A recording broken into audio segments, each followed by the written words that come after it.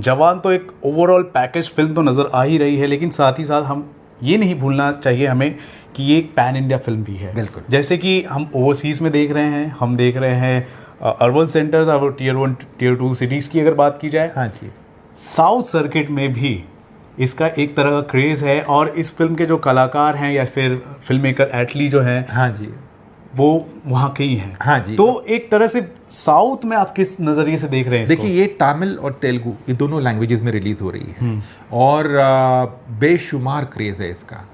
जाहिर सी बात है, आपने एटली का जिक्र किया, विजय सेतुपति, नयनतारा, यहाँ तक कि जो म्यूज़िक कंपोज़र हैं अनिरुद्ध, वो भी वहीं के ही हैं ओरिजिनली।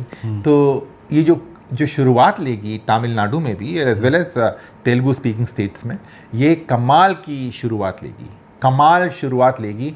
ये सबसे बड़ी शुरुआत लेगी फॉर हिंदी, प्राइमरीली या हिंदी फिल्म जो डब की गई है इन दीज स्टेट्स में। और ये एक नया बेंचमार्क होगा, इससे नए दरवाजे खुलेंगे, नए डोर्स ओपन होंगे और इससे आपको पता चलेगा कि इतना बिजनेस भी हो सकता है एक पैन इंडिया फिल्म से। देखिए, जब आप बाहुबली बनाते हैं वो एक तेलुगु फिल्म है, जब आप RRR बनाते हैं वो एक तेलुगु फिल्म है, जब आप KGF बनाते हैं वो एक कन्नड़ा फिल्म है जिसे हिंदी भाषा में डब किया जाता है और उनका जो बिजनेस होता है वो हिंदी भाषा में अलग होता है। बट यहाँ पर जो तमिलनाडु और तेलंगाना और आंध्र प्रदेश में जो बिजनेस होगा ऐतिहासिक होगा, मुझे यकीन है। जी, हमने पठान के वक्त तो हमने देखा था तमिल सर्किट में कुछ अच्छे खासे कलेक्शन हुए थे, तेलुगु सर्किट में अच्छे खासे हुए थे, लेकिन यहाँ पर हम उम्मीद ज़्यादा कर सकते हैं कंपेयर टू पठान और दूसरी हिंदी फिल्मों के मुकाबले। बिल्कुल बिल्कुल, मुझे लगता है एक कदम आगे जाएगी, एक कदम शायद कई कदम आगे जाएगी। अब ये आने वाला गुरुवार बताएगा। हम ये एक्सपेक्ट कर सकते हैं कि डबल डिजिट में बहुत ही जल्द कलेक्शन हो सकते हैं, हो सकते हैं। देखिए, अभी तक हिंदी वर्जन का अगर रिकॉर्ड देखूं तो पठान का है नंबर 1 फिल्म है। 55 करोड़ जिसने पठान ने अपने पहले दिन मारा था, वो भी गुरुवार के रोज रिलीज हुई थी। और ये फिल्म भी अब गुरुवार को हो रही है और मुझे यकीन है कि ये कॉन्फिडेंस भी है कि ये फिल्म 55 के ऊपर जाएगी, 60 भी जा सकती है, 70 भी जा सकती है, 75 भी जा सकती है, डिपेंड्स। क्योंकि अभी जिस तरह से एडवांस बुकिंग खुली है और जिस तरह से इस फिल्म का क्रेज है, क्या कहने। राइट। और दूसरी बात, अगर हिंदी फिल्मों की अगर बात की जाए तो उनके लिए सबसे ज़्यादा क्रिटिकल मार्केट साउथ सर्किट इसलिए हो जाता है क्योंकि हम अक्सर देखा जाता है, एक ट्रेंड है कि अगर कोई भी साउथ की फिल्म अगर हिंदी वर्जन में रिलीज़ होती है तो हिंदी के जो दर्शक है उसे सर आंखों पर लेते हैं और बहुत अच्छा खासा कलेक्शन होता है। हमने पास्ट में बहुत सारी फिल्में भी देख ली हैं जी। लेकिन वहीं दूसरी तरफ वाइस वर्सा कर दिया जाए, हिंदी कोई फिल्म अगर साउथ सर्किट में अगर रिलीज़ होती है तो वहाँ पर उस लेवल का कलेक्शन या फिर रिजल्ट नज़र नहीं आता। इस चीज़ के बारे में आपका पर्सनल ओपिनियन क्या हो सकता है? क्या होता है कि हम वो उसे नॉर्मली डब कर लेते हैं, वो इसलिए तो लोग सोचते हैं कि ये तो हिंदी पिक्चर ही है, हम इसको क्यों देखें, तो उतना क्रेज़ नहीं है। तो अगर आप देखेंगे नॉर्मल हिंदी फिल्म को आपने डब कर दिया क्योंकि एक ट्रेंड है डब करने का, तो वो उस तरह का बिजनेस नहीं होता है। बरसों पहले एक फिल्म आई थी जिसका नाम था गिरफ्तार। अमिताभ बच्चन, रजनीकांत, कमल हासन, और उस फिल्म का बिजनेस तमिलनाडु में, खासकर केरला और तमिलनाडु में कमाल का था।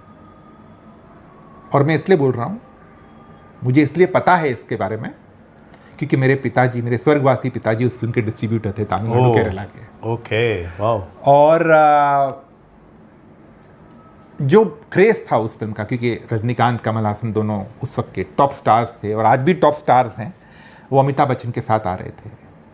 और जब वो फिल्म रिलीज़ हुई थी तो ऐसा नहीं कि सिर्फ तमिलनाडु केरला में ही कामयाब हुई थी, वो पूरे हिंदुस्तान में कामयाब हुई थी। पर चूंकि हम बात कर रहे हैं क्रेज़ का, तो मुझे याद है वो फिल्म अच्छी तरह से याद है,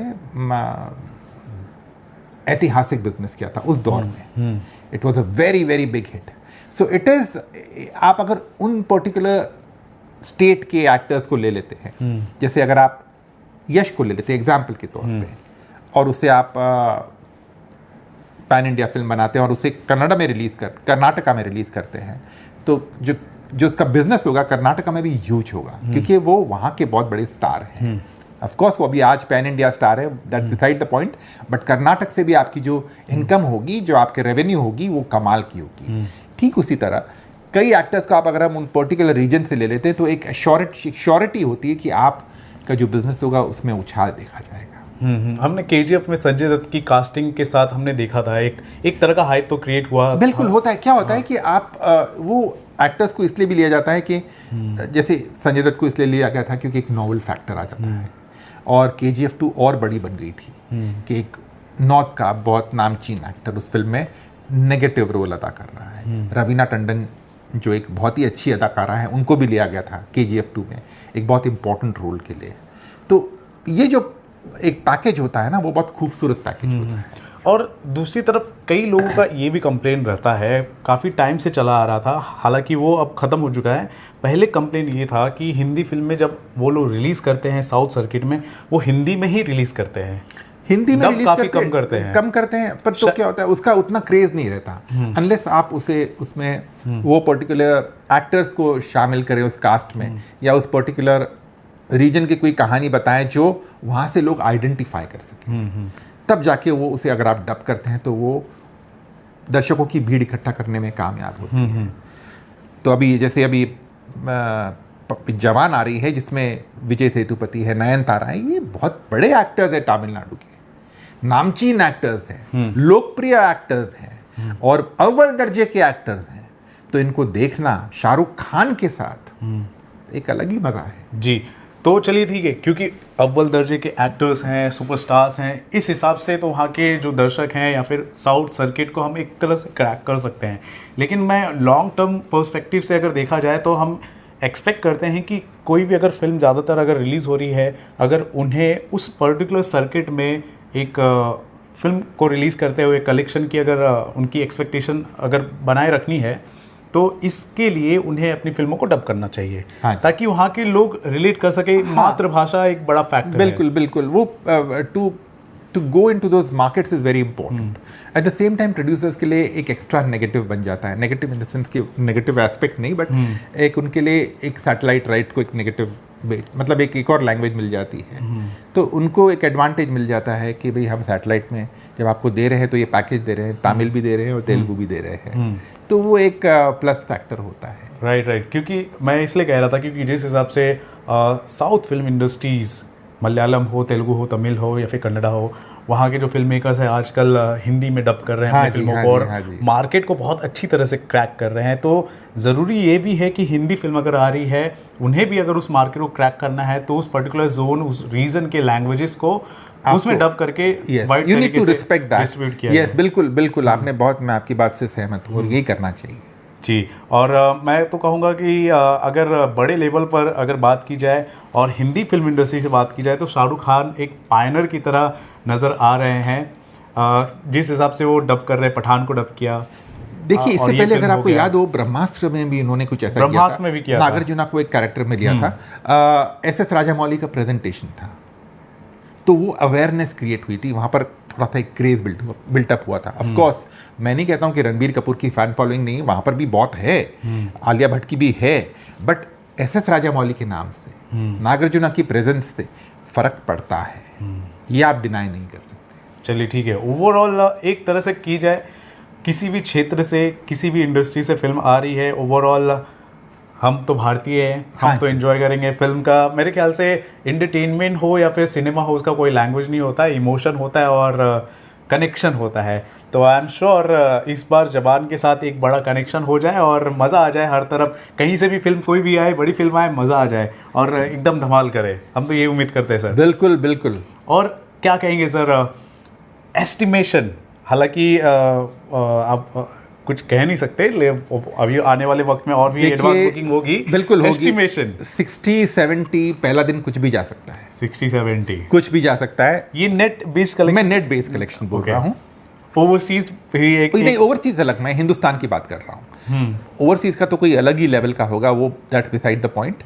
बट हिंदुस्तान की अगर मैं बात करूँ तो 70 भी जा सकता है, 75 भी जा सकता है, 80 भी जा सकता है, जिस तरह से एडवांसेस बढ़ते जा रहे हैं। और ये जो सिंगल स्क्रीन्स होते हैं, आप जानते हैं, आप तो गेटी गैलेक्सी के माहिर हैं, आप तो पहुंचते हैं वहाँ पर, ये बहुत बड़े बड़े ऑडिटोरियम्स होते हैं और यहाँ पर बहुत बड़ी बड़ी सीटिंग कैपेसिटीज़ होती है। तो आप समझ सकते हैं कि इसकी जो रेवेन्यू होगी और कई जगह पर इसके जो टिकट्स हैं उसके जो दाम हैं वो बढ़ाए गए हैं। मैं सिंगल स्क्रीन की हवाले से बात नहीं कर रहा हूँ, डिमांड है इसलिए बढ़ाए गए मैं अगर मल्टीप्लेक्सेस की भी अगर आप देखें, आईमैक्स स्क्रीन की देखें तो वो बढ़ाए गए हैं। तो I feel 60-70 it's a bit too early right now, but सारे रिकॉर्ड टूटेंगे, सारे रिकॉर्ड टूटेंगे। शाहरुख खान, जैसा कि मैंने कहा, वो अपने आप के साथ compete कर रहे हैं। ये मुकाबला शाहरुख खान का सलमान खान के साथ नहीं है, अक्षय कुमार के साथ नहीं है, आमिर खान के साथ नहीं है, ऋतिक रोशन के साथ नहीं है, किसी की भी फिल्म आई है उनके साथ नहीं है। शाहरुख खान का मुकाबला शाहरुख खान के साथ ही है। शाहरुख खान ने डिसाइड किया है कि मैं अपनी पिछली फिल्म का रिकॉर्ड तोड़ूंगा, पठान का। I am the best.